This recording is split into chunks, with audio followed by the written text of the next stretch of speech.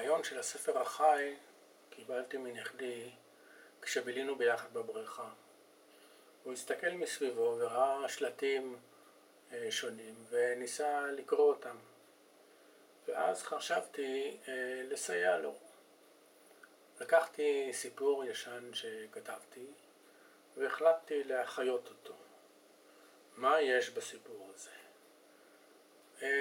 יש בסיפור הזה יכולת של הכרה שוטפת. 3 גמדים ויקום אחד. לפני שנים רבות נפלה אישה משמיים, תיבת זהב יצוק.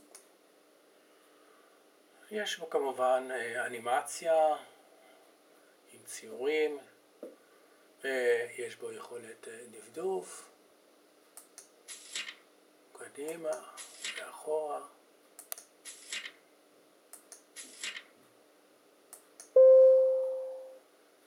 ויש בו גם צלילים, אם זה נשמע ככה.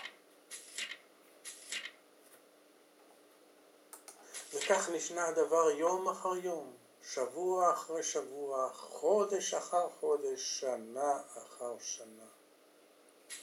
עד שיום אחד היה הגמד השמן כל כך שמן, שלא יכול היה עוד להיכנס בחזרה לביתו. עמד בחוץ לדלת ביתו ובכה. שמע הגמד עם האף הארוך את בכיו של הגמד השמן. יצא אליו ואמר, בוא, אעזור לך להיכנס לביתך. הכניס את אפו הארוך בפתח ביתו של הגמד השמן. התעטש 3 פעמים והתיבה התרחבה. והיכולת הכי חשובה ביישום הזה שכתבתי היא היכולת לאפשר לילד לעבור מילה לפי הסדר שהוא רוצה. שמע ולשמוע איך היא נשמעת. הגמד עם האף הארוך להיכנס, השמן התעטש, צמח הגמד, צמח ונכנס לביתו. והרעיון הוא שאם הילד ינסה לקרוא לבד, הוא גם יוכל להיעזר בכיצד נשמעת המילה. יש פה גם איזה משחק קטן שמאפשר לילד לבחור את הרקע, השמן, את צבע הרקע של המילה שמוקראת, לא כחול, לביתו, ירוק. הגמד. ויש פה גם הקדשה שבעצם מתארת את הרקע לכתיבה של היישום. ליאורי, נכדי הבכור, היקר והחמוד. לפני שבועיים, כשהיינו ביחד בבריכה, ראיתי כמה אתה מתעניין בקריאת השלטים שהיו מסביבנו. ואז בא לי רעיון.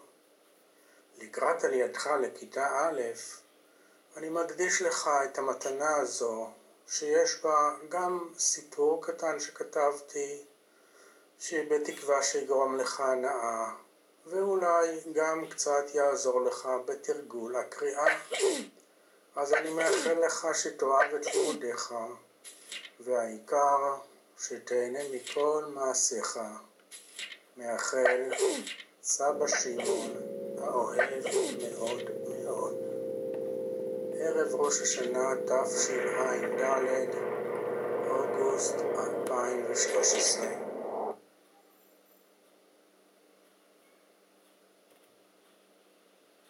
וזה סוף הסיפור.